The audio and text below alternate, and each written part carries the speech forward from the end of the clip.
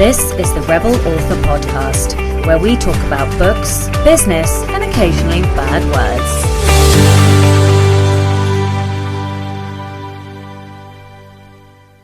Hello, Rebels, and welcome back to the Rebel Author Podcast, episode 27. Today's podcast is with Christina Kaye, and we're talking all about thrillers and how to up the ante, pace, and tension in your novels. But first, to last week's question. I asked, what is your best free or cheap marketing tip? HB Line nailed it on the head for me. She said, I think the best free marketing thing is to start a mailing list and do free promos and list swaps with other authors to grow it. And I couldn't agree more. I think my mailing list is one of my most important assets. Ritu said, start a blog or get a following on Instagram, Twitter or Facebook. Once you establish yourself, you will find many people ready to help promote your books or services for free. Blog tours, sharing posts, images and reviews all help. Amy Sund said, tough to answer this one as I haven't found anything that is working really well.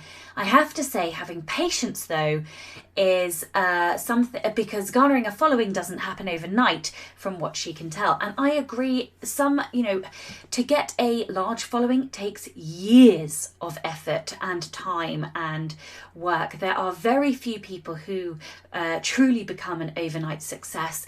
And there is that famous saying that goes something like, behind every overnight success is 10 years of work, and I couldn't agree more. This week's question is, what's keeping you sane during a lockdown? For me personally, it is reading. I was in a bit of a reading funk, and I was concerned I wouldn't hit my reading goal for this year, but I have managed to pick up the pace again this week. And so yes, I would say reading is what is keeping me sane. Which leads me very nicely onto this week's book recommendation, which comes from Katie Forrest, who recommended Untamed by Glennon Doyle. So this is a self-help, it's sort of motivational, inspirational book, and a couple of my friends now have read it, and I haven't, but I have ordered it and it has arrived. So I will be reading that shortly. And if anybody else actually has a book that they've read recently that they would like to be the book recommendation of the week, you can always tweet me at Rebel Author Pod or drop me an email or message me in the Rebel Authors Facebook group. So in personal updates then, last week, whoa, it was a roller coaster. I fell really behind on core getting words done. But I did spend some time refatting. Yes, I spent time reformatting my old workbooks. And so by that, I mean my 13 Steps to Evil and my 10 Steps to Hero workbooks. I've decided to just slightly change the formatting so that there's more space for answers in them.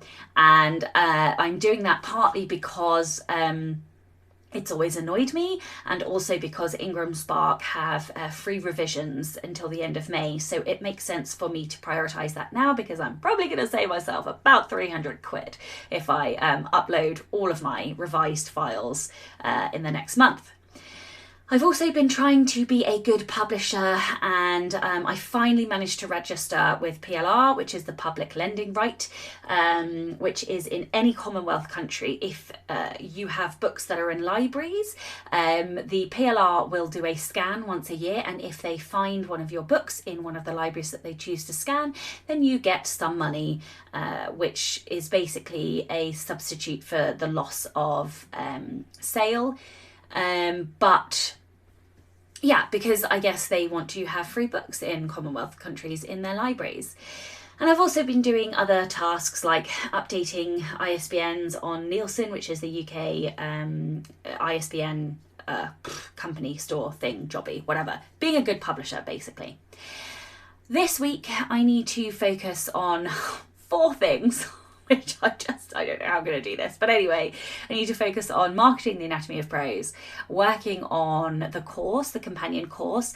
Last week I had a consultancy session with one of my friends who is a teacher, and I've taken Joanna Penn's How to Create a Course. And so after the consultation with my friend who's a teacher, I feel a lot more confident. So yes, I now have some amazing ideas about how I can take the book and turn it into a course. So I am super excited for working on that. And then I also need to work on a non-fiction project, which I can't talk about still.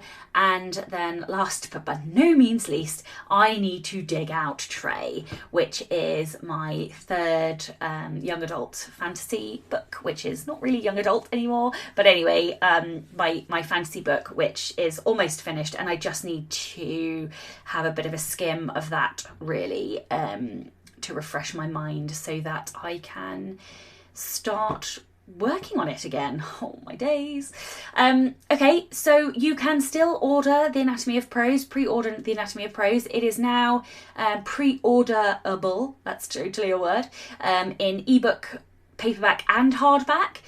The hardback went live this week. The audiobook will be coming and I will be narrating it, but it will be coming towards the end of the year. Now, the reason for that is because we have just had an offer accepted on a house. So, I mean, this is one of the reasons last week was such a roller coaster.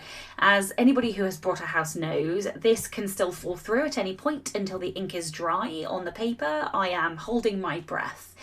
But if the mortgage goes through this week and, you know, we get a completion date and blah, blah, blah, if we get it through completion, which we should know sort of in the next 4 weeks, I think, 4 to 6 weeks, then I am going to be building an audio booth in my new office. So I have decided to wait because I want the audio to be the best quality and consistent. So I don't want to start here and then have to finish it there. So that is why there will be a delay on that.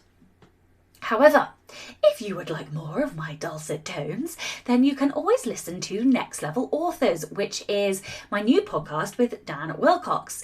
And that airs every Tuesday, and I will include links to the YouTube, the podcast RSS feed, and our Facebook group.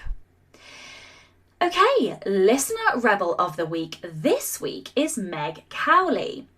So Meg says, a moment fueled by gin and Untamed. And yes, that is the book of the week that I have recommended.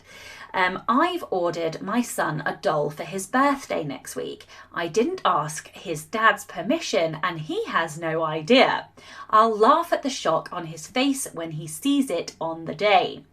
I feel really strongly about this. As much as I try not to gender bias his upbringing, and he is fairly emotionally sensitive and aware, his toys and play are boyish, and I want to make sure he has an opportunity to nurture too. He loves dolls at nursery. I think he would really adore having a dolly to play with and look after it. And it annoys me so much that I feel ashamed and conflicted about buying him this. So I brought it. Fuck the societal box we're expected to put him in as a male. I just adore this story. It is so rebellious against society. But why? Why is it rebellious? It shouldn't be. But I suppose these are the boxes that society likes to draw for us. If you'd like to be a Rebel of the Week, please do send in your story. It can be any kind of rebellion, big, small, or somewhere in between. You can email your Rebel story to rebelauthorpodcast@gmail.com or tweet me at rebelauthorpod.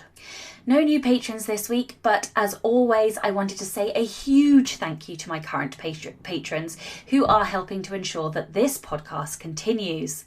If you would like to support the show and get access to all of the bonus essays, posts and content, you can from as little as $2 a month by visiting patreon.com/Sasha Black, and that's Sasha with a C and not an S.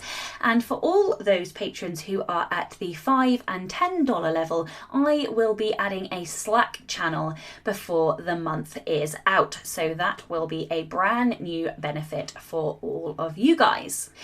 This week's episode is sponsored by Kobo, so I'll play a quick word from the sponsor and then we'll get on with the show. Hi, I'm Stephanie. And I'm Tara. And we're from Kobo Writing Life, Kobo's free, fast, and easy self-publishing platform.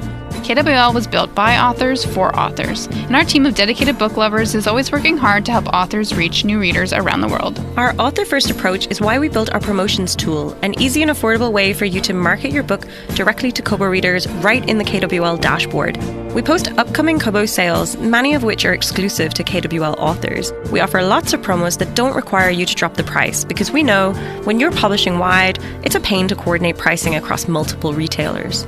Are you using free as a marketing strategy? You can submit your books to be featured on Kobo's free page, which gets a ton of traffic. If you're a KWL author and don't yet have access to the promotions tool, email us at writinglife@kobo.com and we'll get you sorted.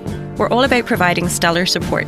If you want to learn more about KWL, check out the Kobo Writing Life podcast, available wherever you get your podcasts, and find us on social. You can create your free account at kobo.com/writinglife. We hope to see your books on Kobo soon. Happy writing! Hello and welcome back to the Rebel Author podcast. Today I am with Christina Kaye. Christina is an award-winning author, editor and writing coach.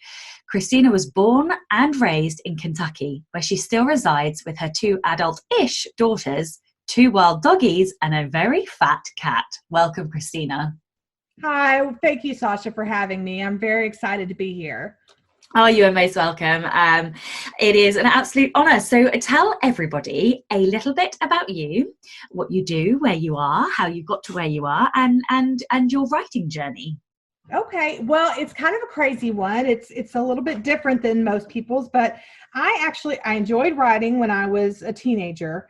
In high school, I always loved when we had essay questions, but I didn't really write books until the last 10 years.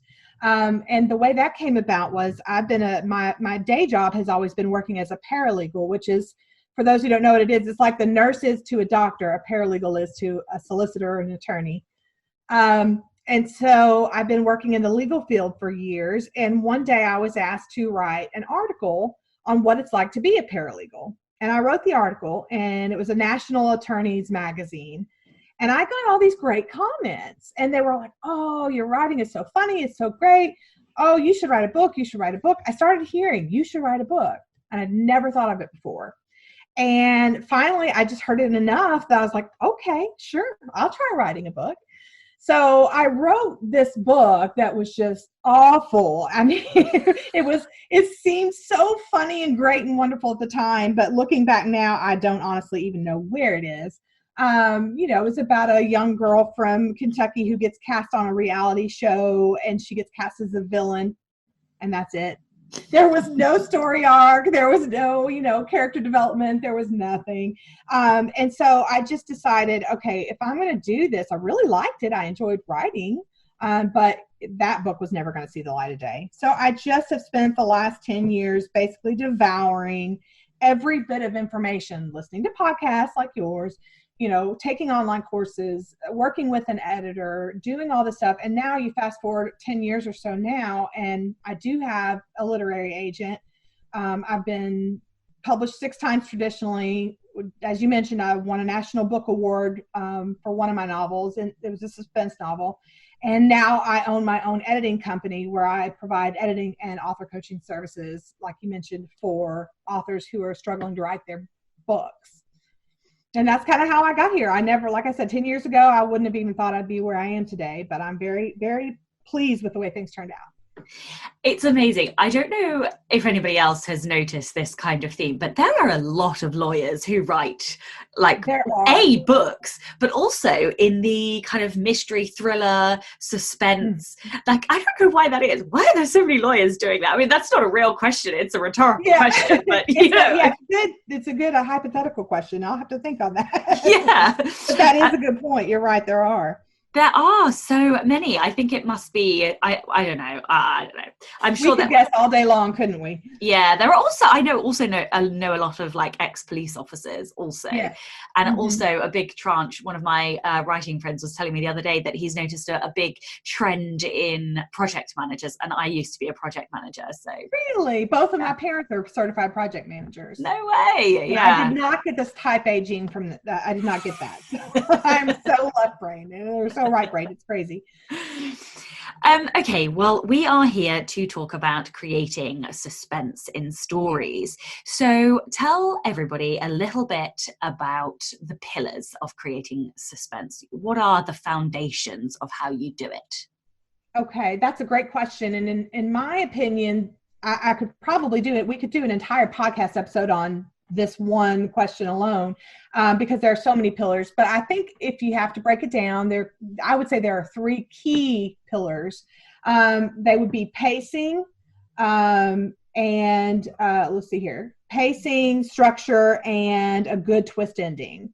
I believe if you have those three elements, then you're going to have a suspense novel that is not only a good read, but that is very effective and probably will do pretty well.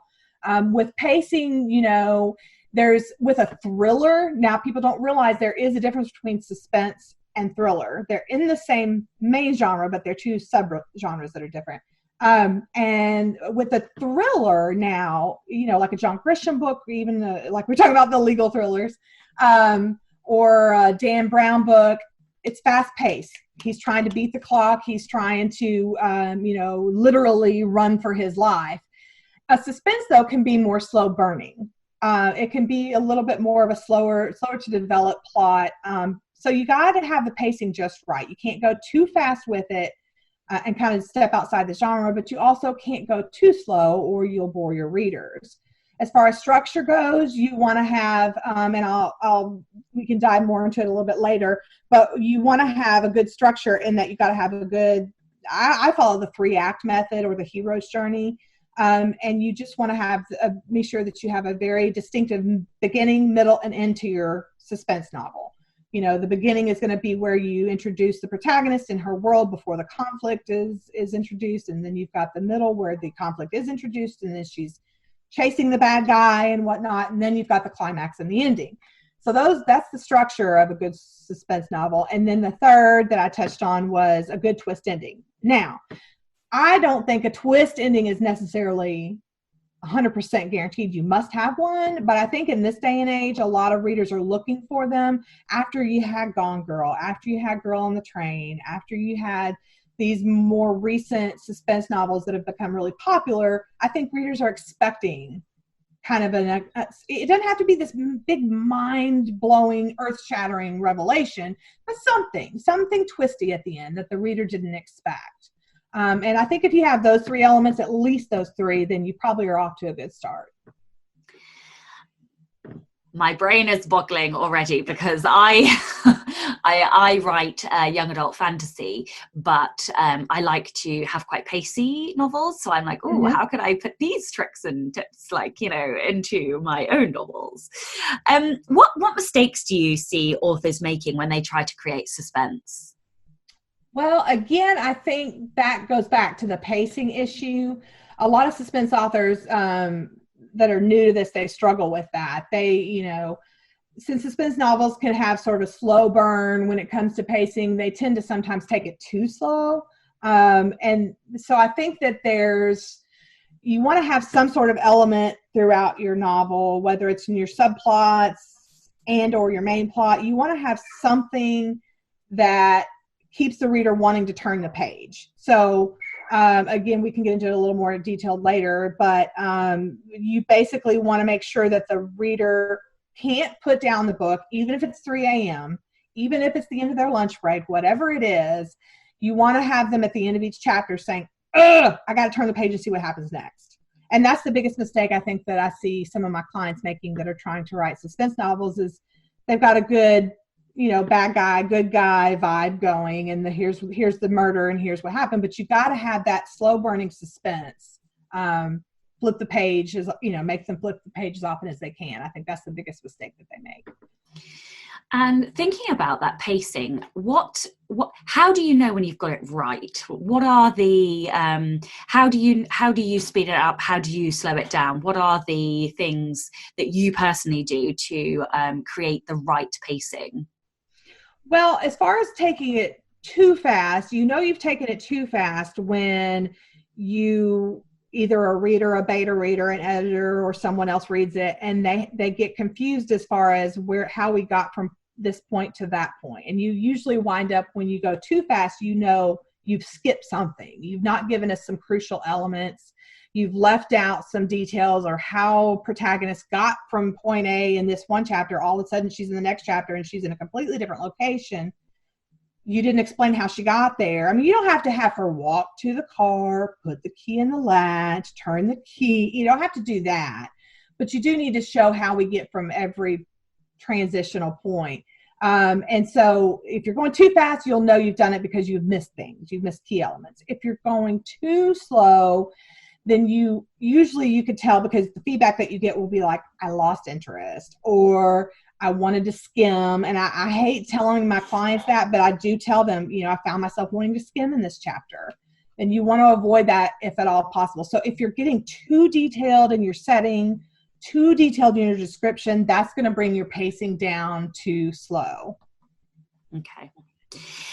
And so what about sentence level tricks and tips? What could, I have quite an obsession with prose at the moment. I'm just coming up to finishing a book called The Anatomy of Prose. So I'm really interested in how these sort of higher level book tactics sprinkle down into the sentence. What can writers do to create more suspense at the sentence level? Well, yeah, that's a great question. I think the best thing you can do at a sentence level to create suspense is the old adage that everyone's probably tired of hearing by now, but it is so true, especially in suspense, is show, don't tell. Okay. But let me get into that a little bit and explain in suspense specifically why show, don't tell is so important. Like, let's say maybe at the beginning of a scene or chapter, there's nothing really to set off any alarm bells. And so your character is just going to check the mail. And she opens up the mail and she's flipping through, and then there's a white envelope with her name printed across it. On a sentence level, if you just said she opened the mail and she was scared or she was frightened, that's kind of not building very much suspense for the reader, because you've told us she's scared. You haven't actually shown us how she feels inside. But if you could take that same scenario and she's looking through the mail and she sees the envelope, and all of a sudden her hand flies to her mouth, which is open, and she has to fight back the bile that rises in her throat, and her heart is beating rapidly as she looks down at the lettering, at the scribbled lettering on the, if you do that, all of a sudden the reader now is feeling what the protagonist is feeling. And so they're going to feel the same level of suspense, intrigue, fright, scared, whatever it is that the protagonist is feeling. Now the reader's going to feel it, which adds that element of suspense. So I guess the best answer is at a sentence structure level, the best way to break it down is just to be sure that you are, without using adverbs and adjectives too much, that you are showing the reader how the character feels in that moment of suspense, and not just telling them she was frightened. Absolutely. And even in that example, I heard lots of like visceral reactions. That's often something, because I do developmental editing, and I'm often saying, yes, but how are they feeling? And I don't mean to name the emotion. I mean the visceral bodily reactions, because that we all know what the flutter of adrenaline feels like, or the roaring, thunder of blood in our ears when we're, either afraid or excited or, shocked. So yeah, absolutely. And what about chapter beginnings and endings? Because obviously that they are key to making sure that a reader continues through. They will, the ideal is to hook a reader at the end of one chapter straight into the next one. So what can you do at the beginnings and ends of chapters in order to create enough suspense to pull a reader through? That's a great question too. And as I stated earlier, I kind of touched on it a little bit, was like you just mentioned also, is the ending of the chapter. In my opinion, anyway, the end of each chapter in a suspense novel or thriller, but even in suspense specifically, you want to leave some, even in a small level, unanswered question for the reader.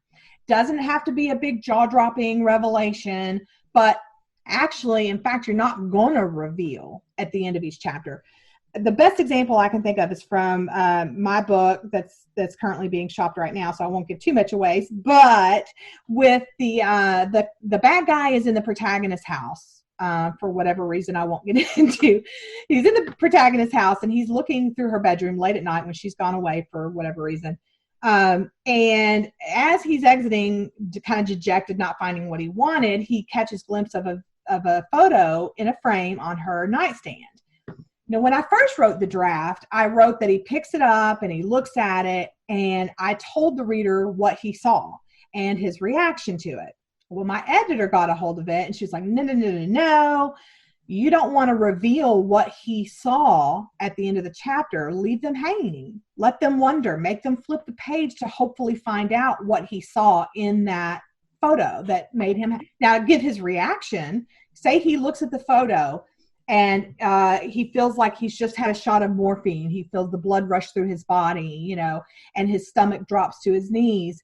But you don't show the reader what he saw.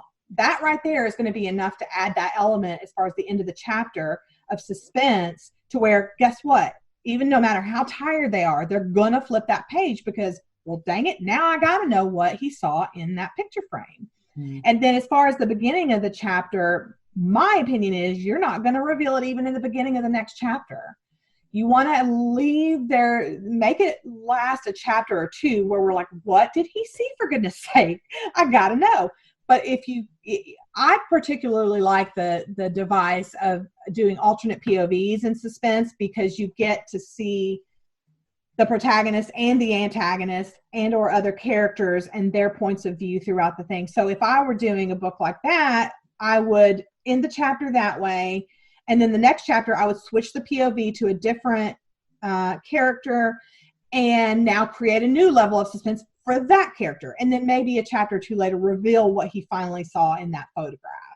But you definitely want to make sure you don't never reveal. You want to always reveal eventually every loose end that you expose. You want to tie up. Everybody knows Chekhov's gun. Don't leave a gun hanging on the wall and it never shoots, for God's sake. You have to tell us why that was shown to us and tell us, don't end the book and never tell us what he saw in the photograph. And you'll have to read the book to see what he found out in the photograph.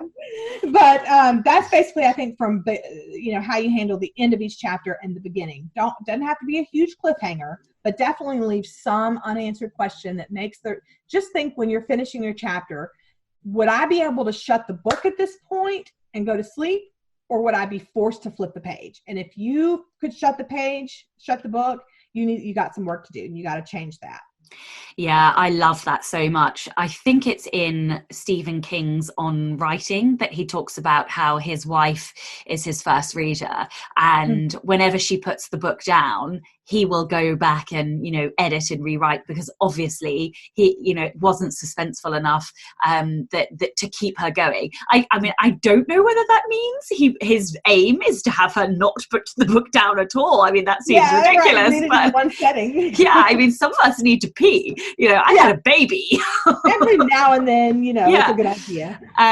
But I do know that I love, this is why you were saying to leave the thread even not in the very next chapter, because I have certainly read a lot of manuscripts when I've been editing that have said, but little did he know, blah, blah, blah, blah, blah, and then basically reveal what's coming in the very next chapter.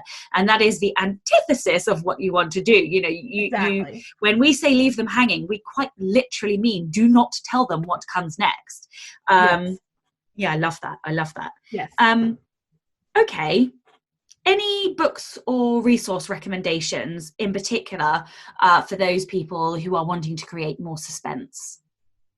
Yes, I actually do have one highly recommended book that is a nonfiction book. And like I told you, when I was learning and coming up up the ladder with the whole writing journey, one book that I read was called Mastering Suspense, Structure, and Plot. And it's by Jane K. Cleland. If you want, I'll send you a link, but it's on Amazon, and it's just a how to write a suspense book. And it was so well written. I read it front to back in 2 days, made notes. I still have my copy that's highlighted and dog-eared, and it's a very, very well written. It talks about, like you asked earlier, about what are the pillars of a suspense. This book handles that. This book talks about what you must have. Now that's on the nonfiction side. And as far as great examples, I feel lately of great, well pulled off suspense novels, I have 3. My top 3 picks are Right Behind You, which is one of Lisa Gardner's recent Dee Dee Warren and Flora Dane series books. She does such a good job of keeping the level of suspense up in all those books, but especially this one. And then you've got The Silent Patient by Alex Michaelides, I believe is how you pronounce his name. He handles pacing in this novel and suspenseful reveals like no other I've ever read. And then the most profound suspense novel I've read in the last year was The Chain by Adrian McKenty. It's a superb example of how to write a proper suspense novel from beginning to end. So now you've gotten 2 examples. One, you got a nonfiction kind of how-to book, and then some good reads on the side for those who are looking for a good example of a well-written suspense novel.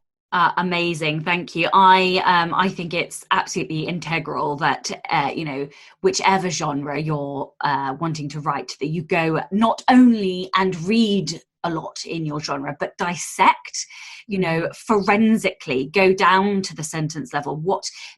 How does the punctuation, how does the verb choice, how does the, description, what techniques are they using, what literary devices are they using in order to be able to not mimic their voice, but to use those techniques in your voice or those devices in your voice. And the only way to do that is to go down and, read consciously and pull apart what people have done. So thank you. Also, I'm definitely about to go and buy 2 of those for my wife. Yes, definitely. I would genre. Put the Sane at the top of your list. Yes. Yeah. No, that was the one I was like, I think my wife might like that one. Oh, that's great. Okay, this is the Rebel Author Podcast. So tell me about a time you unleashed your inner rebel. You almost got me on that one, because everybody says that. I know, but I get, because you know what, I really am vanilla. I am so vanilla. I kind of live inside of my, busy life. So I don't really get to rebel very much, but I did think on this a little bit. And I believe that on short notice, the best answer I can give is that 2017, I did step out of my box quite a bit. That was a very monumental year for me. And I guess you could say I rebelled a little bit. I left a 15-year marriage that was just toxic and venomous in every way, that had gone on 15 years too long. And so I kind of got away from that. I did get away from that. And that same year is the year that one of my books won a National Book Award.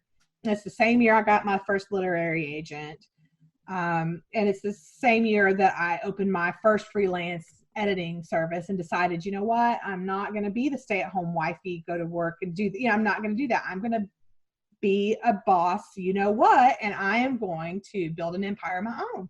And so it's not just one occasion, but it's 1 year of me being a rebel, I guess you could say. Hell yes. That's about as rebellious as I get. So I love it. And I'm just sat over here, girl power all the way. I love it. Definitely a girl power moment. Yes. Yeah, too right. Tell listeners where they can find out more about you, your books, and your podcast, and all your services as well. Yes. Thanks for that. So to learn about my books, you'll want to go to my author website, which is kind of a funky name. I need to get a new domain, but it's www.xtinakaybooks.com. I'll send you a link. You'll never find it. Okay. But if you Google Christina Kaye, I will show up. But my author page has information on my so far 6 published novels, a little bit about me as a person, but a more up-to-date glimpse at what I've got going on now, it's going to be at my business website, which is www.topshelfedits, that's edits.com. And there you can learn about all the editing services that we offer. We offer author coaching. We even do, we write original slogans, taglines, and pitches for authors that are struggling with getting those done. We do query edits. It's a full service author resource. We also have, speaking of author resources, a page where we're starting to build this, where we have all of our vetted and personally accepted designers for book covers, website designers, PAs. It's an author resource page. So basically all my clients and my viewers can look and find almost everything they could think of that they'd be looking for on that website, on the author resource page. Amazing. So, and the podcast is called?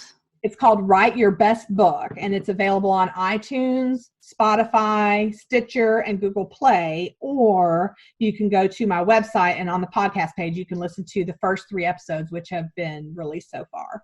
Amazing. And I will put links to all of those things in the show notes, and I'll also put links to the books. Get that. Yeah, that would be fantastic. So all of those, anything that you've heard today will be in the show notes. Don't worry. Well, thank you very much to all of the show's patrons. Thank you very much to listeners. And thank you very much to Christina, our guest today. I'm Sasha Black. Thank you. Oh, no, you're most welcome. I'm Sasha Black. You are listening to Christina Kaye, and this was the Rebel Author Podcast. Next week, I am joined by Joni DePlacido, and Joni works for Kobo, so I feel like next week's episode is super special because you're going to get insider tips, tricks, and methods and tactics for working with Kobo directly. So tune in next week. Don't forget to tune in and subscribe on your podcatcher. And when you have a moment, please leave a review.